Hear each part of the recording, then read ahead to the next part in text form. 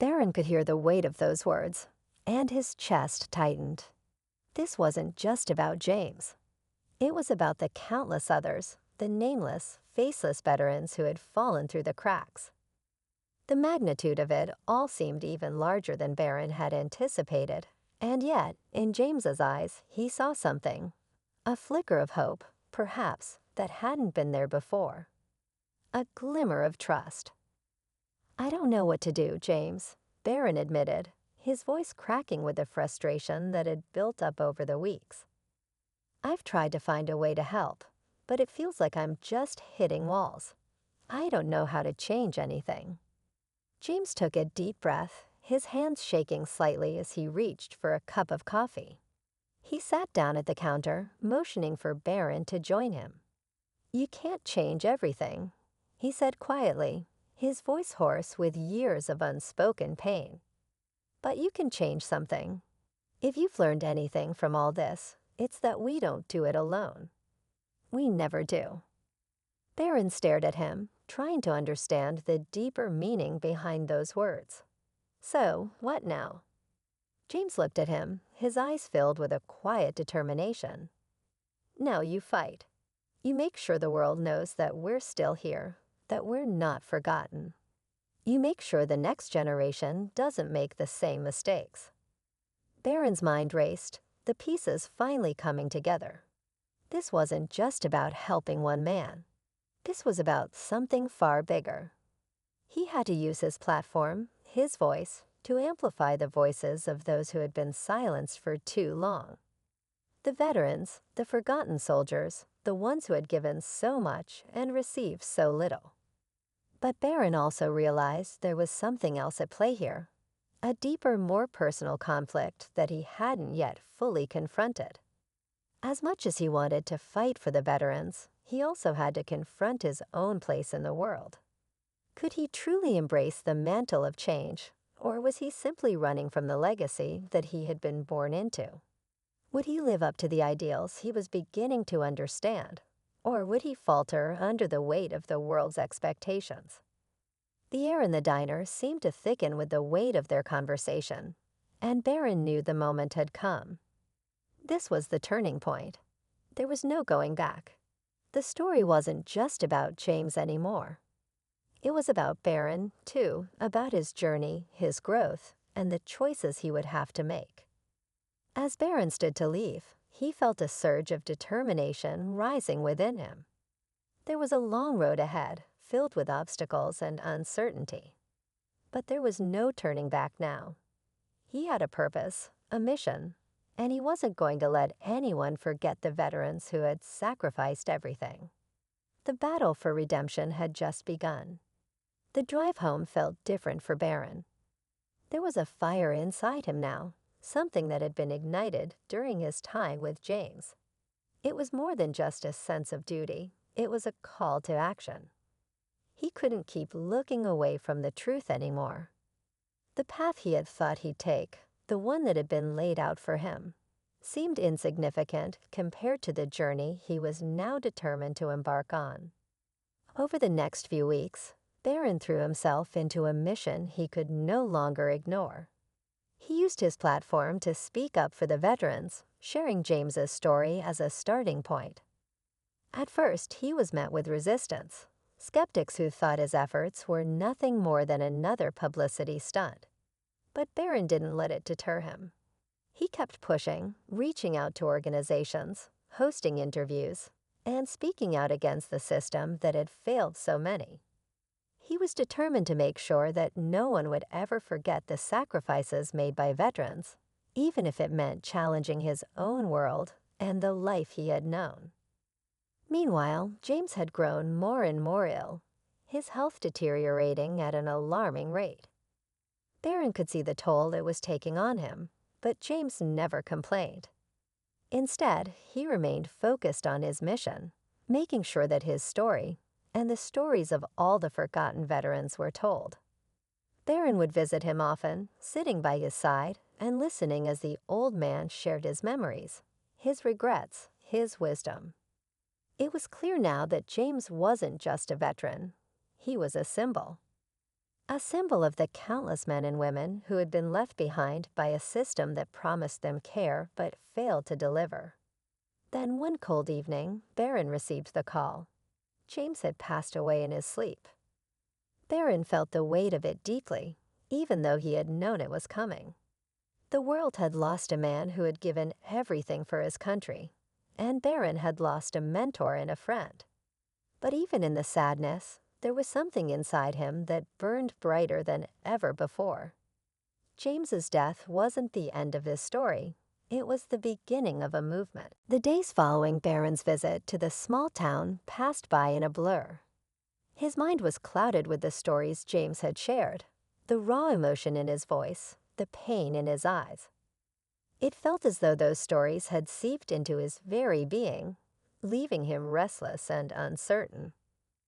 Barron had grown up hearing tales of heroism and duty, but those stories had always seemed distant, abstract, a part of history, not his reality. But now, sitting with James, he had felt something shift within him. The idea of sacrifice, of honor, of redemption. These weren't just words. They were real, living things, and they held weight. Barron couldn't shake the feeling that he was meant to help.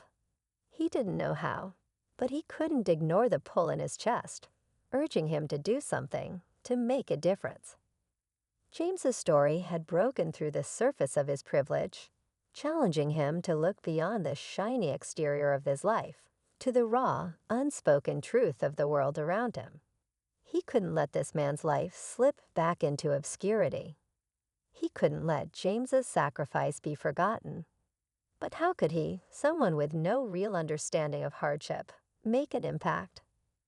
As days turned into weeks, Barron spent every free moment researching veterans like James.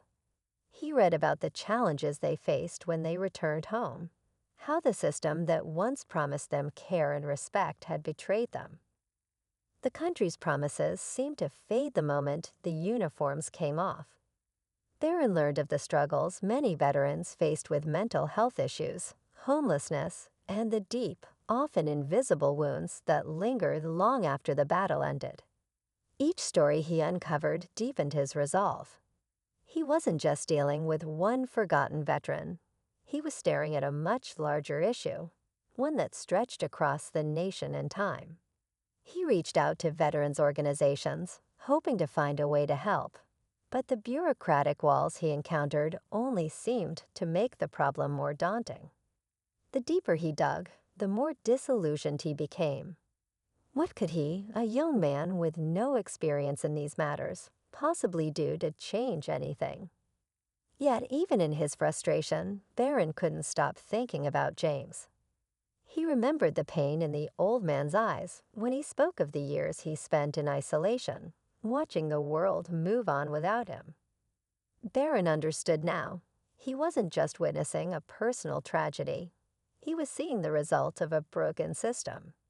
James wasn't just a forgotten veteran. He was a casualty of a society that had long ago abandoned the very people who had given their all. Barron began to understand the depth of the battle that James and so many others faced. It wasn't just about being remembered.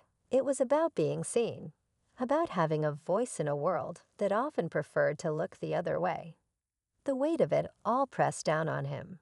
He had been born into a world of privilege, where problems could be solved with power or money. But here, in this world of forgotten soldiers and abandoned promises, there were no quick fixes. Days turned into weeks, and the cold winter months began to edge toward spring. Barron's thoughts returned to James, who he hadn't seen in several weeks.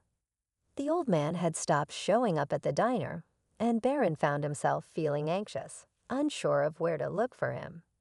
He couldn't shake the worry that perhaps he had lost his chance to make a difference in James's life, or worse, that the veteran had slipped away into the shadows once more, never to be heard from again. One evening, Barron drove back to the small town, a sense of urgency in his chest. He couldn't just leave things unfinished. James's story wasn't just his. It was a story of countless others who had fought and returned home, only to be discarded by the very country they had risked everything for. Barron knew he needed to do something more than research and talk. He needed to act. When he arrived at the diner, the place was almost empty. The rain had started again, and the air smelled of earth and wet pavement. Barron stood at the counter, scanning the room, but there was no sign of James. His heart sank. Had he come all this way for nothing? Just as Barron turned to leave, a familiar voice called out from the back of the diner. "You looking for someone?" Barron turned quickly, his heart skipping a beat when he saw James standing there, leaning on the doorframe, his face haggard but alive with the same intensity Barron had seen weeks before. "James," Barron said, his voice tinged with both relief and guilt. "I've been looking for you. Hi, I didn't know if you were okay." James studied him for a moment, then nodded slowly. "I've been getting by," he said, his voice heavy with the unspoken truths. "But not all of us are getting by." "What's your story?" Barron asked after a long silence, his voice soft but genuine. The question hung in the air for a long moment before James spoke. "My story? It's one you won't find in the history books. It's not a tale of glory or triumph. It's one of loss, of sacrifice, and I suppose of being forgotten." His voice broke slightly on the last word, and Barron could see the weight of his years, of the things he'd seen, settling heavily on his shoulders. James began to tell Barron his story, not in grand, sweeping statements, but in quiet, fragmented memories that seemed to linger in the air long after he spoke them. He told Barron about his time in the service, the battles he had fought, and the brothers he had lost. He spoke of a nation that had once revered its veterans, only to turn its back on them when the wars were over. He shared stories of family, of dreams, and of the slow unraveling of his life as he struggled to find a place in a world that no longer seemed to understand him.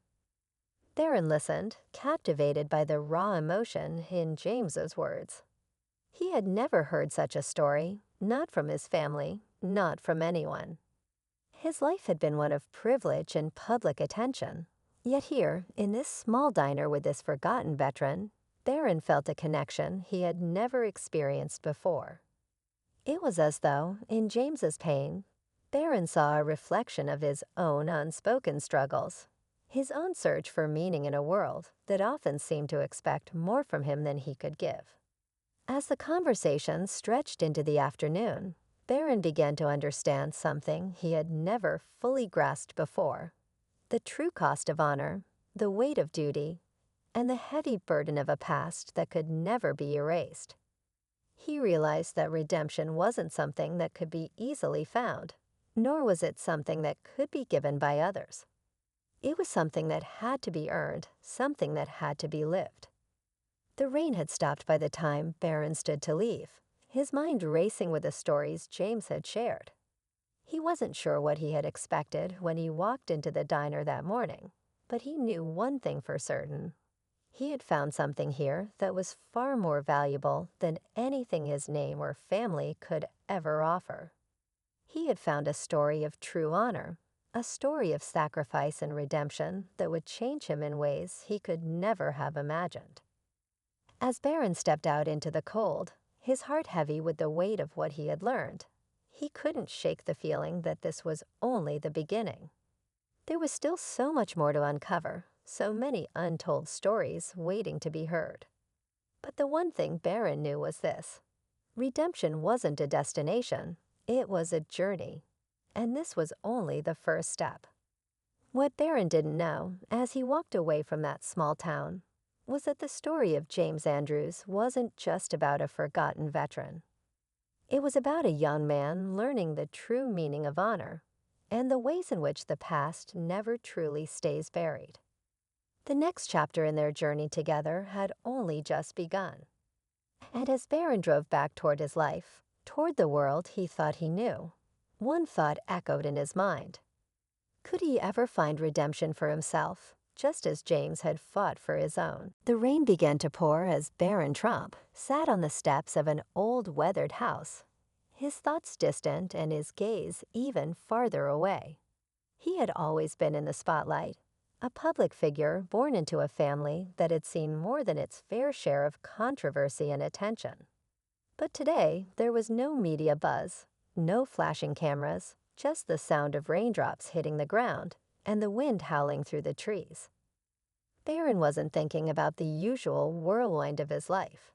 He wasn't thinking about his name, his fame, or even his family. Today, he was reflecting on something deeper, something far more personal: honor and redemption. His journey had taken an unexpected turn. Barron, known to many as the son of the 45th president, had always lived under the weight of expectation. From a young age, he was thrust into the limelight, his every move scrutinized and analyzed by millions. But as the years passed, Barron found himself yearning for something more than the public's gaze. He wanted to find his own path, something that would define him beyond his family name. Little did he know that this search for purpose would lead him to a forgotten veteran, a man whose past was a silent testament to sacrifice and bravery. The veteran, once a proud soldier, now lived in a small town far from the bustling streets of Washington, D.C. His name was James Andrews, and his life had been marked by both valor and tragedy. Once a young man eager to serve his country, James had seen things in battle that no one should ever have to endure. His mind had been scared by the horrors of war, and his heart broken by the loss of friends who never made it back. Over the years, as time passed and the world around him moved on, James had become a forgotten hero, a man lost to history, his name fading into obscurity.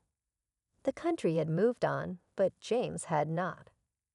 The two would meet by fate, their paths crossing in a way that neither could have anticipated. Barron, now a young adult, was on a mission to rediscover his own sense of purpose. James, an old man with a world of pain in his eyes, was clinging to his past, unable to move forward.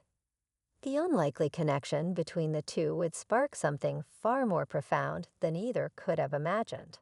A bond forged through shared moments of vulnerability, honor, and healing.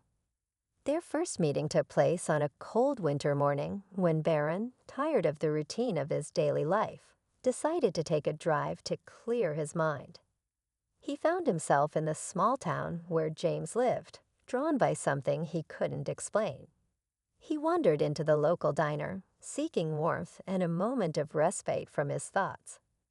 James was sitting alone in the corner, his weathered face lined with years of experience and pain. His uniform, now a faded memory of his youth, hung loosely on his shoulders, a quiet reminder of a life that had been lived with purpose. It was Barron who approached first, perhaps out of curiosity, perhaps because something about James seemed familiar. The old man looked up slowly, his eyes scanning Barron with a mixture of caution and recognition. There was something about Barron that reminded him of his own younger self, a time when he had been filled with dreams of serving his country, of making a difference in the world. James had never been one to share his story, but something in Barron's demeanor made him want to talk. "Can I help you, son?" James's voice was rough, as though years of silence had made it gravelly. Barron hesitated for a moment, unsure of how to approach the stranger sitting before him. "I'm not sure," Barron said quietly, his voice tinged with uncertainty. "I guess I'm just trying to figure things out." James studied him for a moment longer before nodding slightly. He knew that feeling all too well. "A lot of people come here looking for answers," he said, his gaze drifting toward the window, where the snow was beginning to fall. "Most of them leave without finding anything." Barron wasn't sure why, but he found himself sitting down across from the old man. For some reason, he didn't feel the need to explain himself. There was an unspoken understanding between them, a shared recognition of the loneliness that seemed to hang in the air. In a small, cluttered studio on the outskirts of the city, an artist sat hunched over his canvas, brush in hand, staring at the half-finished masterpiece before him. The room was filled with the scent of oil paints and the quiet hum of a city far removed from the solitude within these walls. For years, this studio had been his sanctuary, a place where his dreams, frustrations, and hopes collided in vibrant strokes of color. But today was different. Today, something unexpected was about to happen, something that would change the course of his life forever. This artist wasn't your typical success story. He wasn't the kind of person who had gotten the big break right out of art school. Instead, he was the kind of person whose passion and dedication to his craft were evident, yet whose work had not yet found its place in the world. His name was Jack Carter, a man with a fire for painting, but a bank account that barely matched his ambition. Most days, the only thing that kept him going was the belief that one day his art would be discovered, that one day the world would see what he had to offer. But as months passed and his savings dwindled, that hope was beginning to fade. The rent was overdue, and Jack had to decide whether he would give up on his dream or keep pushing forward, even if it meant living in constant uncertainty.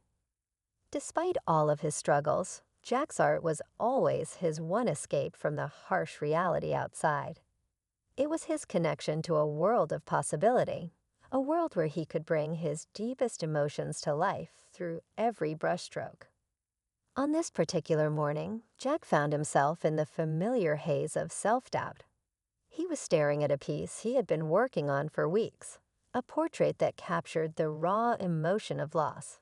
But it wasn't coming together as he had hoped. He stood back, running a hand through his messy hair, and sighed. It wasn't just the painting that felt off, it was everything. The bills were piling up, the offers for exhibitions were non-existent, and his friends had long stopped asking how his work was going. Maybe it's time to face the reality, Jack muttered to himself, wiping his face with his sleeve. Maybe I'm just not good enough. He reached for the paint thinner, ready to abandon the piece and start again. But just as he was about to dip the rag, a soft knock echoed through the door. Startled, Jack quickly wiped his hands on his jeans and opened the door, half expecting it to be a delivery driver or one of the neighbors. But when the door swung open, he froze. Standing there, in the middle of his modest, somewhat disorganized studio, was a man he never in a million years expected to see, Elon Musk. Jack blinked, unsure if his mind was playing tricks on him. What are you doing here?" he stammered, trying to comprehend the surreal scene unfolding in front of him. Elon Musk, the billionaire entrepreneur, the innovator behind SpaceX, Tesla, and so much more, was standing in his humble art studio, looking every bit as out of place as Jack felt in his own home. Elon smiled, the corners of his eyes crinkling with warmth. "I've been following your work for a while," he said, his voice calm and measured, yet with an unmistakable hint of curiosity. "There's something about your art. It speaks to me." Jack's mind raced, disbelief flooding his thoughts. "You've been following my work?" he asked, still trying to wrap his head around the idea. "But I'm just some artist struggling to make ends meet." Elon's eyes softened, a glimmer of understanding crossing his face. "I know what it's like to struggle," he said. "To push forward when everyone tells you that it's not going to work. I've been there myself." Jack didn't know how to respond. The man standing before him was a billionaire, someone who had changed the world with his ideas. And yet, here he was, acknowledging Jack's work in a way that made it seem as though all of Jack's struggles had led to this very moment. The thought was overwhelming. But what came next was even more mind-boggling. Elon took a few steps into the studio, his eyes scanning the paintings that lined the walls. "I want to help you," he said, his tone serious. "You're an incredible artist, Jack. but you're stuck in a cycle that's preventing your art from reaching its full potential. I have an idea that might change everything." Jack felt a chill run down his spine. "What do you mean? How can you help?" "I'm going to offer you something no one else can," Elon replied. "But first, I need you to trust me."